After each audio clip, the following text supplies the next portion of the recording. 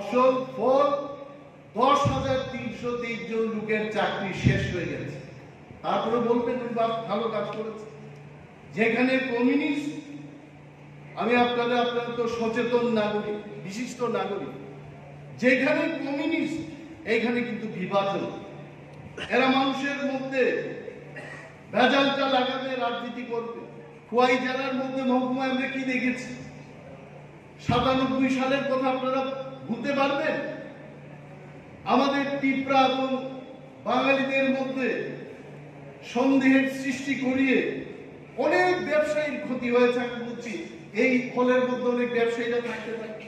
টিপরারা ভয়ে আসতে পারতো না খোয়াই, কল্যাণপুর। এটা কাদের সৃষ্টি ছিল? এবং তাদের যে 35 বছরের শাসনে আমরা 80 জুনের দাঙ্গা দেখেছি, এটা ভুলে যাবেন না। আর আজকে ত্রিপুরায় ভারতীয় জনতা পার্টির নেতৃত্বে যখন সরকারটা হলো, তারা বলতে পারবে একটা দাঙ্গা হয়েছে ত্রিপুরায়। আর যতদিন ভারতীয় জনতা পার্টি এবং তার সহযোগীদের সরকার থাকবে, ত্রিপুরা রাজ্যে জাতি উপজাতি তাদের মধ্যে আর দাঙ্গা হবে না। এদের কথাই বললে হবে যে আমরা করছি, গরিবের স্বার্থে করছি, লড়াই চাই, লড়াই করে বাঁচতে চাই। আর এমন লড়াইটা করাইছেন, ধনী মানুষ গরিব হয়ে আর বাড়ির বাইরে যাওয়ার কোনো টাকা নেই। বুলুদা এটা ভালোই জানে। বুলুদার সাথে আমাদের দীর্ঘদিনের রাজনীতি।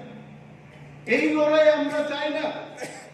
আমাদের লড়াইটা হবে সবাই যেন ভালোভাবে থাকতে পারে, গরিব মানুষ যেন সরকারের সুবিধা পায়, মানুষ যেন কথা বলতে পারে আমাদের এমপির সাথে। আগে কি আপনারা দেখেছেন যে এত বছর 50 বছর কংগ্রেসের সরকার ছিল ভারতবর্ষের মধ্যে, মন্ত্রী এমপিদের আসতে দেখেছেন আপনারা? তখন আসতেন না, তারা সবাই বড় লোক। আর আজকে ভারতীয় জনতা পার্টি নরেন্দ্র মোদীজির নেতৃত্বে যখন কেন্দ্রের সরকারটা গঠন হলো, ত্রিপুরা রাজ্যের মধ্যে প্রতি মাসে কোনো না কোনো কেন্দ্রীয় মন্ত্রী ত্রিপুরা রাজ্যে আসছেন মানুষের খবর নেওয়ার জন্য।